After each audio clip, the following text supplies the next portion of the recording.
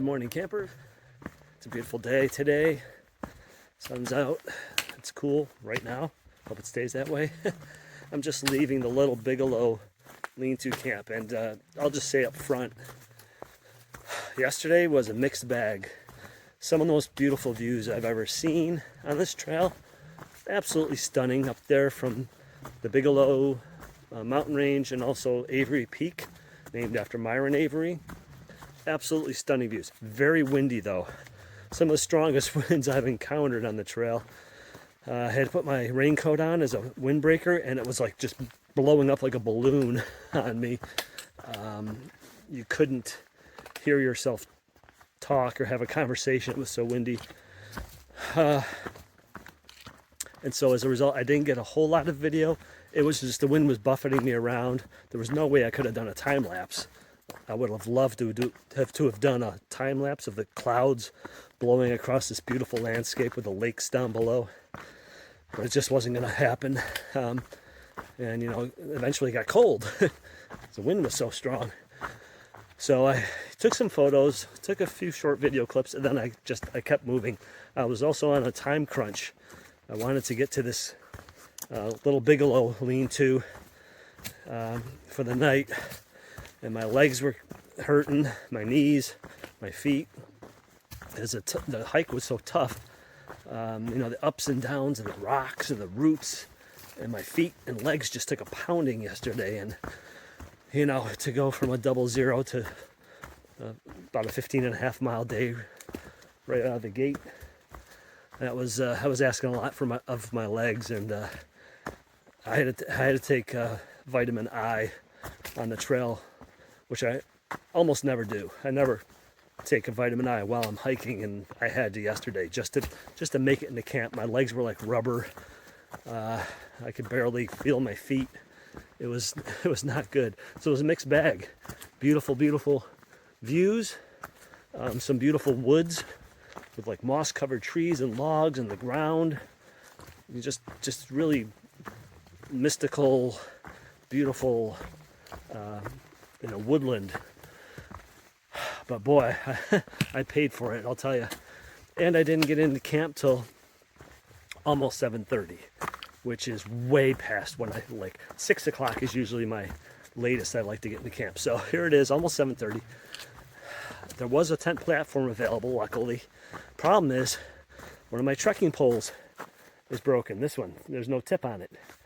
And the way my tent works is you can set it up in freestanding mode on a platform, as you've seen probably in other videos, but you need the tip on there to slip it into the sleeve. The sleeve is too narrow to get a blunt tip like that in. So I had to engineer a different solution with rocks and sticks and stuff, and I made it work for the night, but it wasn't the best pitch I've ever had, but it was fine for the night. Very dry night. A little wind, but not bad. So today's plan is a little ambitious. I may or may not reach this goal, especially after today's brutal hike. Ideally, if the terrain cooperates and my legs are feeling okay, I'd like to get 17.7 miles to Harrison Pierce Pond camps. That's, I know, you're thinking, you know, 15.4 miles just about killed you. Now you're going to do an extra almost 2.5 miles beyond that. Well, again, like I said, the terrain is supposed to get easier now once you're past the Bigelows. And it looks like that on the profile. Looks fairly walkable. I guess we'll just have to see how my legs hold up. I want to get to Harrison Pierce Pond camps for a couple reasons. Number one, they have showers, they have beds, they have a pancake breakfast, all for $40. So that would be nice. But number two, it's fairly close. I think it's like between 4 and 5 miles from the Kennebec River, which is where you have to get the ferry, which is a canoe that takes you across the river. The ferry only runs from 9 a.m. to 2 p.m. So you have to time it right to get to the point where the ferry is between those hours. Otherwise, you're out of luck and you got to wait till the next day. So if I'm only 4 or 5 miles from there, I would easily get there, late morning, get the ferry across, and still have most of the day to keep hiking to another campsite. I'm not going to stop in Caratunk. I don't need to resupply. I don't need to stay at the Sterling Inn. I got plenty of food to get to Monson. Probably more food than I need, actually. So I just want to keep moving, get to Monson. I would love to get to Monson by Thursday, because then I could take a 0 on Friday and start the 100-mile wilderness on Saturday, and hopefully be in Millinocket by the following Friday. Take a max of 7 days to get through the 100-mile wilderness, but I guess we'll see. That would set me up pretty good to get on to Katahdin. I don't think I'll get there on the 13th, Saturday the 13th, which is the anniversary of my dad's death. That was my original plan, but too many things have worked against me, and that's fine. It's a Saturday, and it's going to be probably busy with day hikers, and it won't be as much of a, kind of a quiet, somber experience on a Saturday. But we'll see. This is all up in the air. Supposed to get some rain on Tuesday, so that might slow me down or make me change my plans. Everything's kind of in flux. So anyway, that's my plan. I have a couple of fallback plans if I can't make it to 17.7. They put a little bit more pressure on me for tomorrow to get to the Kennebec, because I'll have to hike farther to get there if I don't go as far today. But I'm just going to do what I can. We'll see where I wind up today, and I'll just have to make it work tomorrow. All right, here we go. Well, I've come out on a dirt road, as you can see. The short detour, 250 feet. Oh, I can see the blaze up there along this dirt road. And there's a little parking area over here. So I'll be back in the woods shortly. But right now, it's a little bit of a road walk. Hey, I just thought I'd check in. I'm an hour into my hike. I've covered 2.3 miles, so I'm very, very pleased with that, as you might imagine. Anything over 2 miles an hour is golden in my book. I don't know how long I'll be able to maintain that type of pace, but 2 miles an hour would be fantastic if I could just do that all day. Really, I only need to do about 1.75 miles an hour average. That would get me to the Harrison Pierce Pond campsite, where there's showers and beds and a blueberry pancake breakfast in the morning. That'll get me in there after about 10 hours. So I get in there, well, I got to add in my breaks, say about 6 o'clock tonight. So that would be fine with me, but we'll see. If I want, I can just stop at the lean-to, which is a half mile before the camp, if I don't feel like paying for a bed and a shower and pancake breakfast. Either way, I should be there 6:30. So either way, I can set up my camp if I need to at the lean-to and still have plenty of time to get ready for bed and be in bed before it gets dark. Or I can go and get the shower in the bed and the pancakes. And both are close enough to the Kennebec River that I can get the ferry sometime mid to late morning tomorrow. So we'll see how it goes here. But right now the trail is pretty easy hiking, I have to say. Now, what kind of trail is this? Jeez, you gotta be kidding me. Oh my gosh. It's just a jumble of rocks and roots. Holy crap. These people. Oh my gosh. Flip Flop 1000. Well, speak for yourself. That's only if you're starting in Harper's Ferry. For me, starting at Rockfish Gap, I hit 1,000. Oh, well, I guess it's about 160 miles ago. It's 10:30. Just check my progress. Only 5.7 miles. So I've already dropped below 2 miles an hour, and I believe it because I'm just not feeling strong on these uphills. Luckily, the uphill I'm on now is the last real uphill of any note for the day, I believe. It's not even that steep. Just I just feel weak for some reason. I just don't feel strong. I just don't feel like hiking. I felt fine this morning. First hour or so was great. And then I had a couple up hills, and I'm just struggling. And like I said, they're not very steep. They're just kind of long and rocky. So I'm hoping once I get over this one and start the downhill side, and then do some of the more flat stuff that's coming up, the more gentle rolling stuff for the rest of the day, more or less. I'm hoping I'll be able to keep my pace. I'll regain my strength, get some more energy. I'll take another break around noon, 12:30, have another snack, and just recharge, relax a little bit. So anyway, I don't know, some days you just don't feel like hiking. And after yesterday, my muscles are probably still recuperating. And this morning I was just operating on what was left in the tank, and now it's spent again because I haven't had time to replenish my energy reserves.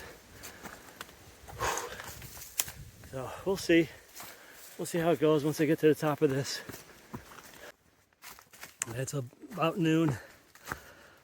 I stopped back there at the West Carey Pond lean-to to have a snack and sign the register. And I got about 10 miles or so to go. It's gotten kind of warm and a little muggy. Not very pleasant hiking conditions. I'm just going to keep my pace, not push myself too hard. Don't want to be a bucket of sweat.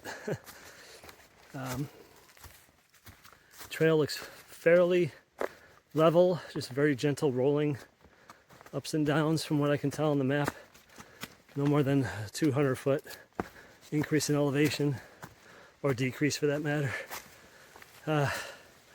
So I'm going to keep checking my progress every hour, make sure I'm on point to keep at least a 1.75 mile an hour pace overall, so I can get in to camp around 6:30, something like that. I'm going to take 2 more breaks, short ones. I've already taken 2. I'm going to take 2 more. I'm going to take a break around 2 o'clock, another one around 4 o'clock, and hopefully I'll be in the camp, like I said, 6:30. Kind of space out my breaks, cool off a bit, let my sweaty shirt dry out. All I got left to eat is 2 fun-sized Snicker bars and a bag of mixed nuts and roasted chickpeas and broad beans, kind of those fried bean snacks.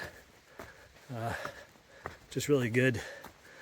Those chickpea snacks are nice because they're kind of lightweight. They're lighter than nuts, but they have the same amount of protein, ounce per ounce.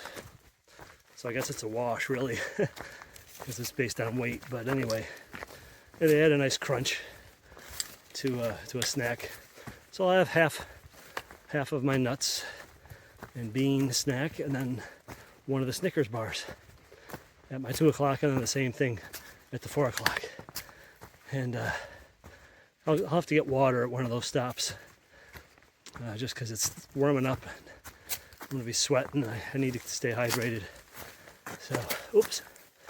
So I think I can do it. I think I can do the 17.7 today, another 10 miles, as long as it doesn't get too much hotter and the terrain doesn't get too much tougher. It's kind of rocky and rooty right now, but at least it's not big elevation changes. So that's something. Yep, another road walk. I don't mind on a day like this when I'm trying to make miles, but a lot of it's in the sun. Oh, here's some shade. I don't know how far this goes. Oh, there's a sign up here. Oh, it looks like I'm going back in the woods. Oh, it didn't last long. Suddenly I feel like I'm entering the Black Forest.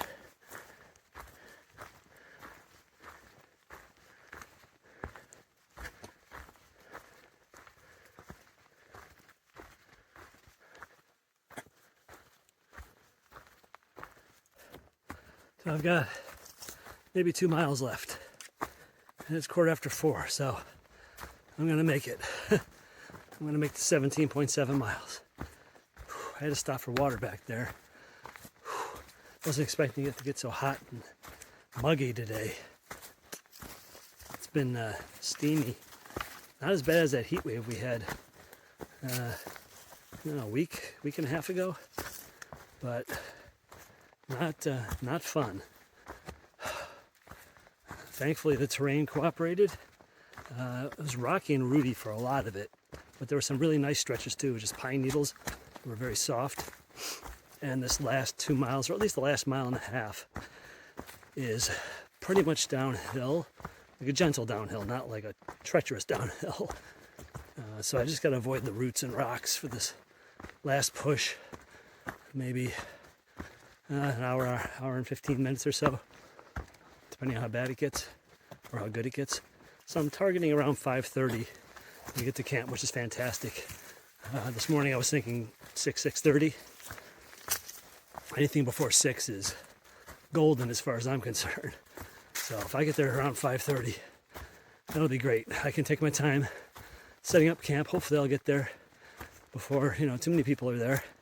I'll have a good choice of tent spots and take my time setting up, cool off, let my shirt dry out, all the sweat on it. I'm sweating again. And then cook myself dinner and get to bed early and get a good night's sleep, hopefully. And tomorrow, cross the Kennebec River. That'll be fun and interesting. And then figure out where I'm going to camp and prepare for the potential rain on Tuesday. So, almost there. I forgot to mention,